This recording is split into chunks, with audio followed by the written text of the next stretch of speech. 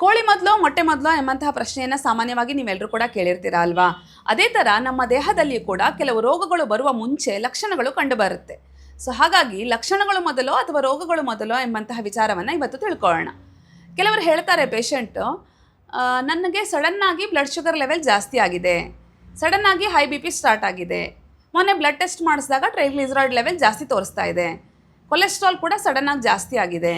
ಕೆಲವರು ಮಹಿಳೆಯರು ಹೇಳ್ತಾರೆ PCOS ನನಗೆ ಲಾಸ್ಟ್ ಮಂತಿಂದ ಸ್ಟಾರ್ಟ್ ಆಗಿದೆ, ಥೈರಾಯ್ಡ್ ಇಂಬ್ಯಾಲೆನ್ಸ್ ನನಗೆ ಸದ್ಯದಲ್ಲಿ ಸ್ಟಾರ್ಟ್ ಆಗಿದೆ ಅಂತ ಹೇಳ್ತಾರೆ. ಸೊ ಇಂತಹ ಸಮಸ್ಯೆಗಳೆಲ್ಲ ಸ್ಟಾರ್ಟ್ ಆಗುವಂತಹ ಮುಂಚೆ, ಇದನ್ನು ನಾವು ಮೆಟಬಾಲಿಕ್ ಡಿಸಾರ್ಡರ್ಸ್ಗಳಂತ ಕರಿತೀವಿ, ಇವುಗಳೆಲ್ಲ ಸ್ಟಾರ್ಟ್ ಆಗುವಂತಹ ಮುಂಚೆ ನಿಮ್ಮ ದೇಹದಲ್ಲಿ ಕೆಲವು ಲಕ್ಷಣಗಳು ಕಂಡು ಬಂದಿರುತ್ತೆ. ಅದನ್ನು ನಾವು ಇಗ್ನೋರ್ ಮಾಡಿರ್ತೇವೆ. ಆ ಲಕ್ಷಣಗಳು ನಮ್ಮ ಮೆಟಬಾಲಿಸಮ್ನ ಇಂಪೇರ್ಮೆಂಟನ್ನು, ಇಂಬ್ಯಾಲೆನ್ಸ್ಡ್ ಮೆಟಬಾಲಿಸಮನ್ನು ಹೇಳ್ತಾ ಇರುತ್ತೆ. ಅದನ್ನು ನಾವು ಸರಿಯಾಗಿ ಗಮನ ಕೊಡದೇ ಇದ್ದಾಗ, ಅದೇ ರೀತಿಯಾಗಿ ತಪ್ಪಾದ ಜೀವನ ಶೈಲಿ, ತಪ್ಪಾದ ಆಹಾರ ಪದ್ಧತಿ, ವ್ಯಾಯಾಮ ರಹಿತ ಜೀವನ, ಸ್ಟ್ರೆಸ್ಫುಲ್ ಒತ್ತಡಯುತವಾಗಿರ್ತಕ್ಕಂತಹ ಜೀವನ, ಇವುಗಳನ್ನೇ ಮುಂದುವರಿಸ್ತಾ ಬಂದಾಗ ಮೆಟಬಾಲಿಸಮ್ ಇಂಪೇರ್ಮೆಂಟ್ ಆಗಿ ಹಲವಾರು ಮೆಟಬಾಲಿಕ್ ಡಿಸಾರ್ಡರ್ಸ್ಗಳು ನಮ್ಮ ದೇಹದಲ್ಲಿ ಕಂಡುಬರುತ್ತೆ. ಇದಕ್ಕೆ ಒಂದು ಸಣ್ಣ ಉದಾಹರಣೆ ಕೊಡ್ತೇನೆ.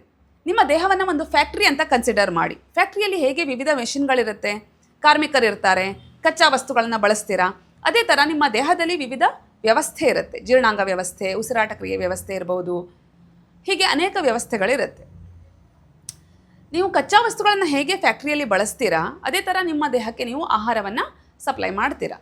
ಸೊ ಹೀಗೆ ಫ್ಯಾಕ್ಟ್ರಿಯಲ್ಲಿ ನೀವು ತಪ್ಪಾದ ಕಚ್ಚಾ ವಸ್ತುಗಳು, ಕೆಟ್ಟ ಕ್ವಾಲಿಟಿಯ ಕಚ್ಚಾ ವಸ್ತುಗಳನ್ನು ಬಳಸೋದ್ರಿಂದ, ಕಾರ್ಮಿಕರನ್ನು ತಪ್ಪಾಗಿ ದುಡಿಸ್ಕೊಳ್ಳೋದ್ರಿಂದ, ತಪ್ಪಾದ ಸಮಯದಲ್ಲಿ ಅಧಿಕ ಕೆಲಸವನ್ನು ಕೊಟ್ಟು ದುಡಿಸ್ಕೊಳ್ಳೋದ್ರಿಂದ, ಹಾಗೂ ಮೆಷಿನರೀಸ್ಗಳನ್ನ ಸರಿಯಾಗಿ ಮೇಂಟೈನ್ ಮಾಡದೇ ಇರೋದ್ರಿಂದ ಏನಾಗುತ್ತೆ, ಮೆಷಿನರೀಸ್ಗಳು ಕೆಟ್ಟು ಹೋಗುತ್ತೆ, ಸರಿಯಾಗಿ ಕೆಲಸ ಮಾಡೋದಿಲ್ಲ, ಫ್ಯಾಕ್ಟ್ರಿಯಲ್ಲಿ ಔಟ್ಪುಟ್ ಸರಿಯಾಗಿ ಬರಲ್ಲ, ಕಾರ್ಮಿಕರು ಕೂಡ ಸರಿಯಾದ ಸಮಯಕ್ಕೆ ಸರಿಯಾದ ರೀತಿಯಲ್ಲಿ ಕೆಲಸ ಮಾಡಲಿಕ್ಕೆ ಆಗೋದಿಲ್ಲ. ಅದೇ ಥರ ನಿಮ್ಮ ದೇಹದಲ್ಲಿಯೂ ಕೂಡ ನೀವು ಸರಿಯಾದ ಆಹಾರ ಪದ್ಧತಿಯನ್ನು ಫಾಲೋ ಮಾಡದೇ ಇದ್ದರೆ, ನಿದ್ರೆಯನ್ನು ತಡವಾಗಿ ಮಾಡೋದಿರಬಹುದು, ತಡವಾಗಿ ಊಟ ಮಾಡೋದಿರಬಹುದು ರಾತ್ರಿ ಸಮಯದಲ್ಲಿ, ಹಾಗೆ ತಪ್ಪಾದ ಆಹಾರ ಪದ್ಧತಿ, ಜಂಕ್ ಫುಡ್, ಸಕ್ಕರೆಯುತ ಆಹಾರವನ್ನು ಅತಿಯಾಗಿ ಸೇವನೆ ಮಾಡೋದ್ರಿಂದ ಇರಬಹುದು, ಒತ್ತಡಯುತ ಜೀವನ ಶೈಲಿ ಇರಬಹುದು.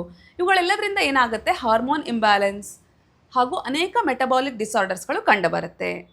ಹಾಗಾಗಿ ನಮ್ಮ ದೇಹದಲ್ಲಿ ಆಗ್ತಕ್ಕಂತಹ ಬದಲಾವಣೆಗಳನ್ನು ನಾವು ಗಮನಿಸ್ತಾ ಹೋದಾಗ ನಮ್ಮ ಮೆಟಬಾಲಿಸಮನ್ನು ನಾವು ಸರಿಪಡಿಸ್ಕೊಳ್ಳಿಕ್ಕೆ ಸಾಧ್ಯ ಇದೆ. ಯಾವುದೇ ರೋಗಗಳು ಶುರುವಾಗುವ ಮುಂಚೆ ಲಕ್ಷಣಗಳನ್ನೇ ನಾವು ಗುರುತಿಸಿ ಅದಕ್ಕೆ ನಾವು ಪರಿಹಾರವನ್ನು ಕಂಡುಕೊಂಡಾಗ, ನೈಸರ್ಗಿಕ ಮಾರ್ಗವನ್ನು ಫಾಲೋ ಮಾಡಿದಾಗ, ಉತ್ತಮ ಆಹಾರ ಪದ್ಧತಿ, ಉತ್ತಮ ಜೀವನ ಶೈಲಿ, ವ್ಯಾಯಾಮಯುತ ಜೀವನ, ಉತ್ತಮ ನಿದ್ರೆಯನ್ನು ಫಾಲೋ ಮಾಡಿದಾಗ ಖಂಡಿತವಾಗಿಯೂ ಈ ಮೆಟಬಾಲಿಕ್ ಡಿಸಾರ್ಡರ್ಸ್ಗಳನ್ನು ತಪ್ಪಿಸಲಿಕ್ಕೆ ಸಾಧ್ಯ ಇದೆ.